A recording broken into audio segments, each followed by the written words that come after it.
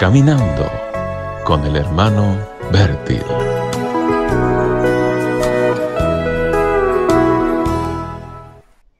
Hola, ¿qué tal? Muy buenos días. Espero que todo esté bien. Sonó como una bomba que reventaba. La ciudad, Jerusalén, estaba llena de gente que había venido de muchas diferentes naciones. El ruido causaba un movimiento tremendo entre toda esta gente y todos corrían a la dirección donde habían escuchado la explosión o el ruido. No encontraron absolutamente nada raro, ningún atentado, no había tampoco un ruido producido por una tormenta eléctrica. Lo que vieron era algo que jamás habían visto antes. Vieron un grupo de personas, eran como 120 en total, sentadas, hablando en diferentes idiomas, y hablaron de Dios con una convicción, una fuerza que jamás habían escuchado. Y sobre cada uno de ellos se había asentado una llama de fuego que brillaba con intensidad, sin quemar los pelos. ¡Qué raro! ¡Qué sorprendente! Y todos se quedaron totalmente perplejos. Lo que había sucedido era que el Espíritu Santo había descendido sobre ellos y sobre estos 120 que estaban orando a Dios en el nombre de Jesús sin cesar desde hace 10 días, esperando justamente ese acontecimiento. Y pasó exactamente lo que Jesús había predicho y profetizado. Y en este momento, cuando cayó el Espíritu Santo, pasó un gran milagro. ¿Saben? Nació la iglesia del Señor. Algo nuevo, que no existía antes. No habían visto esto antes. Esto fue formado de Dios y algo que los apóstoles tenían que asumir para cuidar y alimentar y formar. Y enseguida, en este mismo momento, delante de toda esta gente, uno de los 120, era Pedro, se puso de pie y pronunció un discurso para explicar lo que había sucedido y anunciaba el Evangelio de Cristo con fuerza. Y el resultado fue notable. 3,000 personas se agregaron a esta comunidad en este mismo día. ¡Qué fantástico! Es increíble, ¿no es cierto? Pero ¿qué pasó después? Bueno, somos muy curiosos de saber esto, ¿no es cierto? Esta iglesia crecía y se fortalecía todos los días. Y fue una iglesia de muchos miles de miembros en un tiempo muy breve. ¡Qué avivamiento! Quisiéramos nosotros pertenecer a una iglesia así, ¿no es cierto? Se desarrollaba esa iglesia con enseñanza muy profunda que los apóstoles dieron. Todos fueron llevados a una vida rica de oración bien ordenada. Se formó una obra filantrópica muy efectiva que ayudaba a los necesitados y no faltaba nada entre ellos tampoco. Se repartía entre todos. Había un ambiente nutrido de amor y comunión y que no se había visto ni antes y ni después. Era una iglesia inspirada de luchar, de ofrendar, de evangelizar. Otras ciudades y pueblos se fueron, evangelizaron. Además era una iglesia llena de santidad y distante, totalmente distante del mundo. Y la marcha seguía año tras año y en la misma velocidad, con la misma calidad, con fuego, con crecimiento, con fervor. Era, y es todavía, por supuesto, una iglesia, un modelo perfecto como una iglesia tiene que ser hoy en día también. Era una iglesia de alto nivel espiritual, un modelo. ¿Y cuál era el secreto de esto? El secreto era, por supuesto, la presencia del Espíritu Santo, pero otro secreto, ¿por qué lograron de ser una iglesia floreciente y llena de poderes, sanidades y milagros y manifestaciones y conversiones. Bueno, esto tiene que haber dependido de un alto nivel de liderazgo que guiaba a los miembros a la victoria, a avivamiento, a una vida santa y con nuevas experiencias con el Espíritu Santo. Bueno, estos apóstoles y estos líderes y este liderazgo, ¿cómo eran? ¿Y cómo eran ellos? Bueno, sabemos que una iglesia de alto nivel reclama y tiene que ser edificada, conducida por líderes de alto nivel también. Observamos en ellos, en estos apóstoles, una entrega total para su función, para su ministerio y para su servicio. Sus propios planes y metas personales ya habían sido sacrificados. Ya había sacrificados para el Señor y para la obra. Jesús había dictado bien las condiciones fundamentales para ser un líder útil, usado en la obra.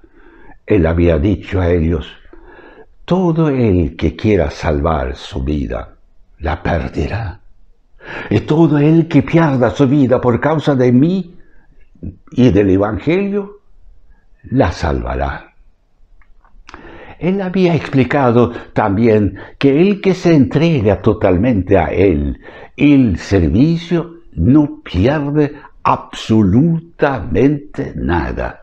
Él dijo, según Marcos: de cierto os digo que no hay ninguno que haya dejado casa o hermanos o hermanas o padre o madre o mujer o hijos o tierras por causa de mi nombre y del Evangelio, que no reciba 100 veces más ahora en este tiempo. Casas, hermanos, hermanas, madres, hijos y tierras con persecuciones y en el siglo venidero la vida eterna. Los apóstoles pusieron de verdad sus vidas sobre el altar de Dios. El Señor es el mismo hoy, no ha cambiado.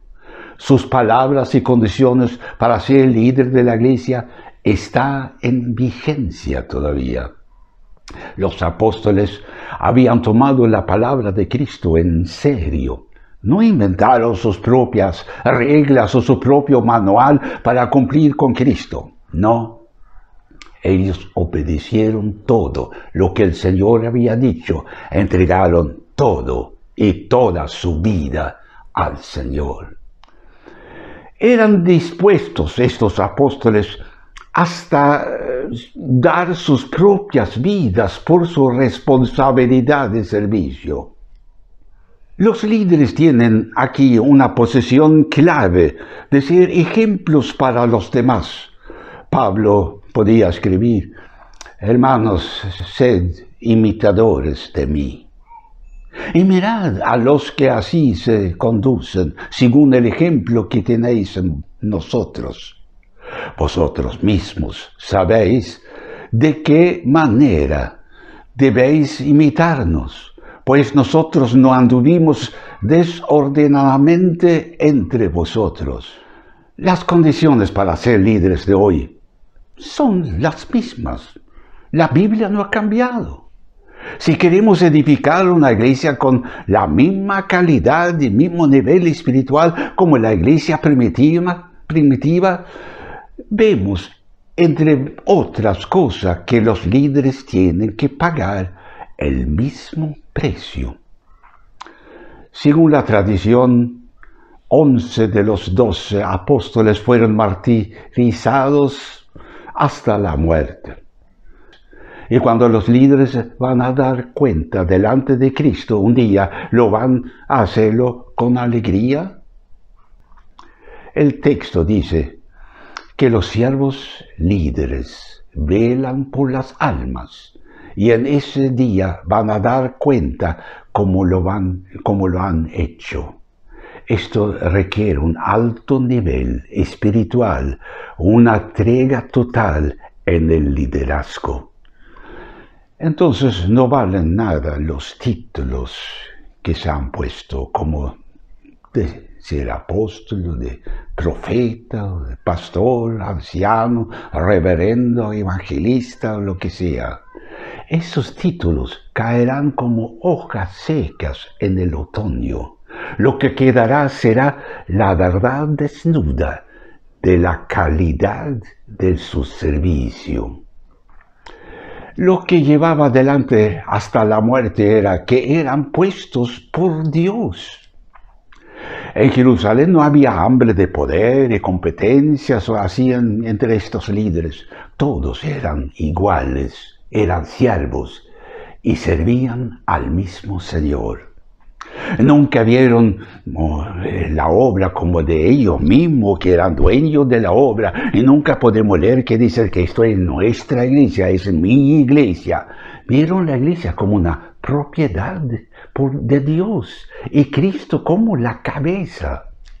Ellos fueron exclusivamente puestos por Dios como siervos, no como señores. Ellos eran ungidos, llenos del Espíritu Santo, portadores del poder de Dios y con una sabiduría tremenda del Espíritu Santo y conocimiento de la palabra de Dios. Eran elegidos, llamados y puestos por Dios. El apóstol Pablo escribe a los ancianos que andaban más o menos allá en Éfeso: por tanto, mirad por vosotros y por todo el rebaño en que el Espíritu Santo os ha puesto por obispos, para apacentar la iglesia del Señor, la cual él ganó por su propia sangre. Entendieron que la iglesia no era una organización de actividades que se planificaba o organizaba según el parecer y gusto de los seres humanos. Ellos no eran autonombrados elegidos por simpatía o compañerismo. Todo era netamente una obra de Dios, guiada por el Espíritu Santo. El ambiente entre todos era nutrido de amor. Había compasión, unidad, comprensión entre todos. Los líderes lloraron con los que lloraron. Se gozaron con los que estaban alegres, sentían dolor, tristeza con los que sufrían, eran modelos a los otros y seguían a ellos en el mismo espíritu. Se mantenía la presencia del Señor en la iglesia, conducido por estos líderes modelos. Gracias a Dios por sus ejemplos. Me pregunto, ¿se mantiene este nivel hoy en las direcciones de nuestras congregaciones? Nos preguntamos. Que Dios te bendiga ricamente.